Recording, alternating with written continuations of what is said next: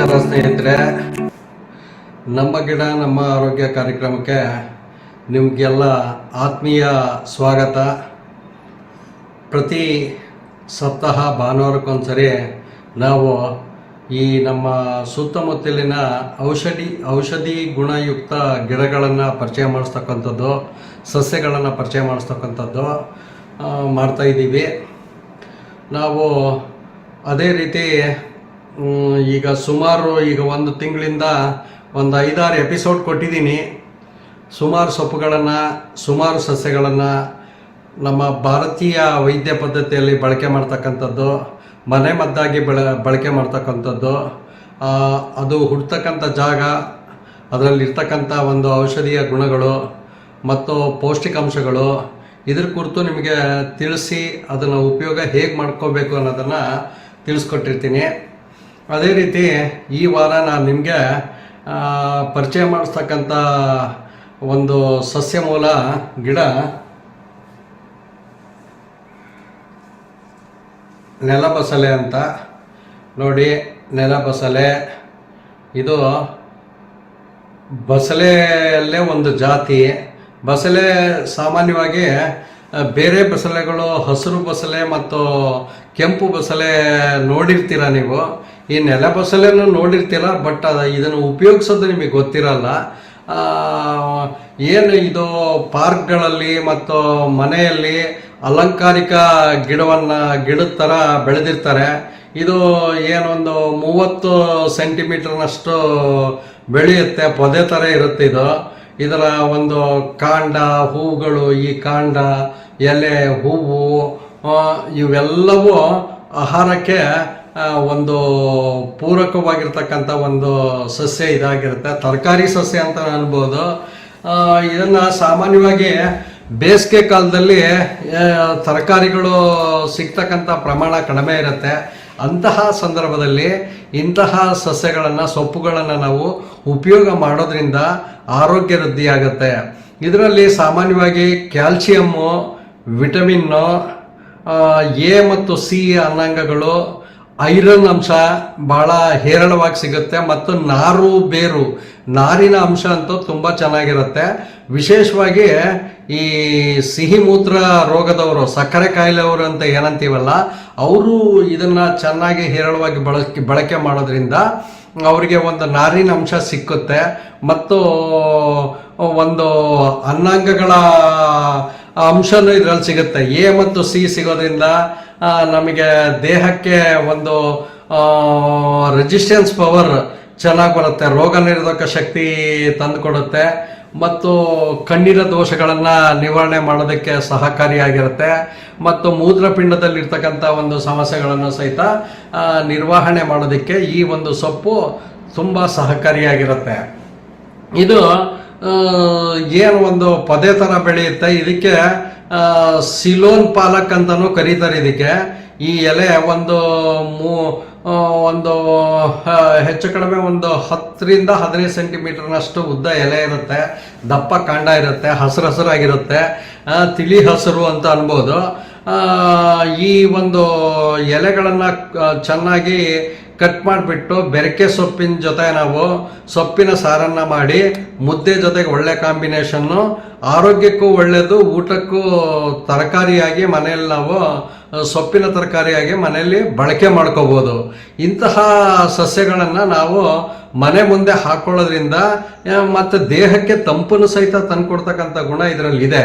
ತಂಪನ್ನು ತಂದುಕೊಡುತ್ತೆ ಮತ್ತು ಇದರಲ್ಲಿ ಸ್ವಲ್ಪ ಲೋಳೆ ಅಂಶನೂ ಇರುತ್ತೆ.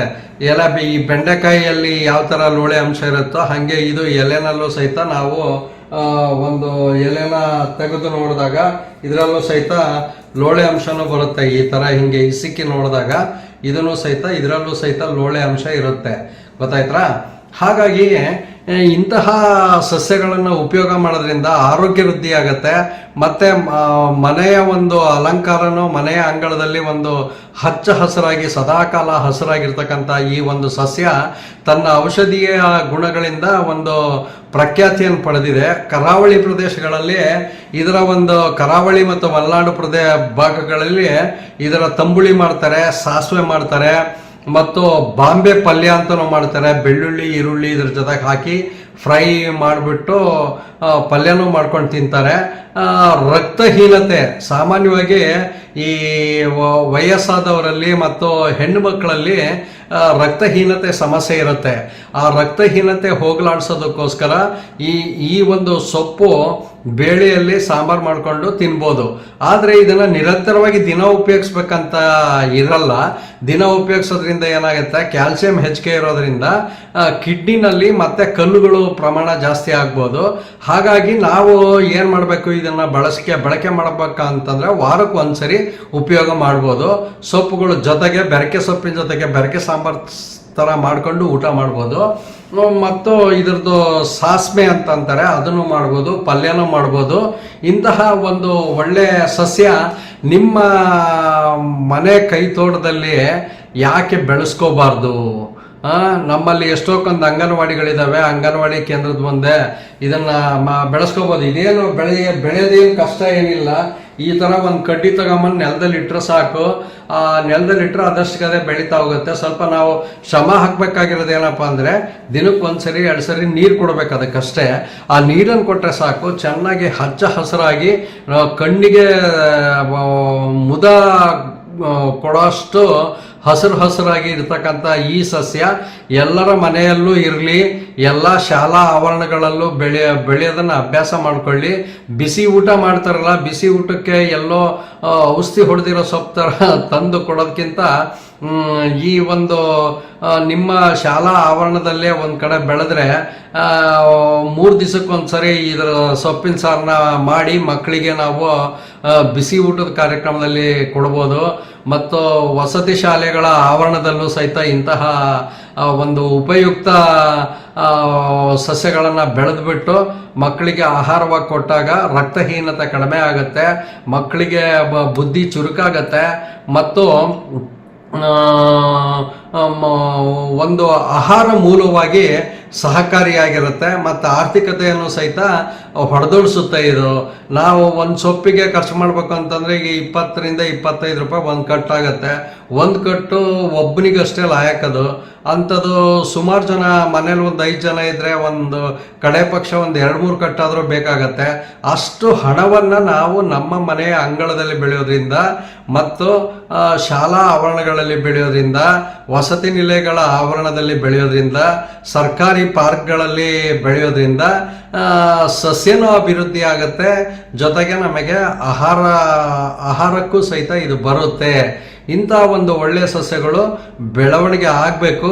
ಭಾರತೀಯ ವೈದ್ಯ ಪದ್ಧತಿಯಲ್ಲಿ ಇನ್ನೂ ಹಲವಾರು ಸಸ್ಯ ಮೂಲಗಳು ಇದ್ದಾವೆ. ಇನ್ನೇನು ಈ ತಿಂಗಳು ಎಂಡೊಳಗೆ ಯುಗಾದಿ ಬರುತ್ತೆ, ವಸಂತ ಮಾಸ ಸ್ಟಾರ್ಟ್ ಆಗುತ್ತೆ. ವಸಂತ ಕಾಲ ಬಂದಾಗ ಬಹಳಷ್ಟು ಹಸುರುಗಳು ಹೊರಗೆ ಬರ್ತವೆ.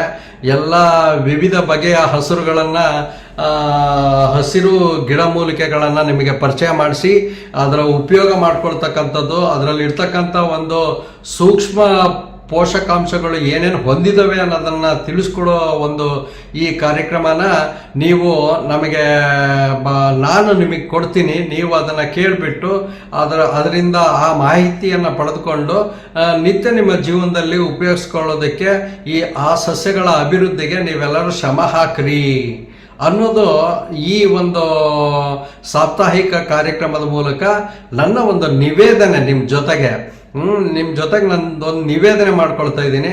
ನಮ್ಮ ಗಿಡ ನಮ್ಮ ಆರೋಗ್ಯ ಅನ್ನೋ ಒಂದು ಕಾರ್ಯಕ್ರಮದಲ್ಲಿ ಈ ಥರ ವಿನೂತನವಾಗಿ ಏನಿಲ್ಲ, ಹಳೇದೇ ಅದು. ಆದರೆ ಕಾರ್ಯಕ್ರಮ ವಿನೂತನವಾಗಿದೆ, ಮಾಹಿತಿ ಕೊಡ್ತಕ್ಕಂಥ ಕಾರ್ಯಕ್ರಮ.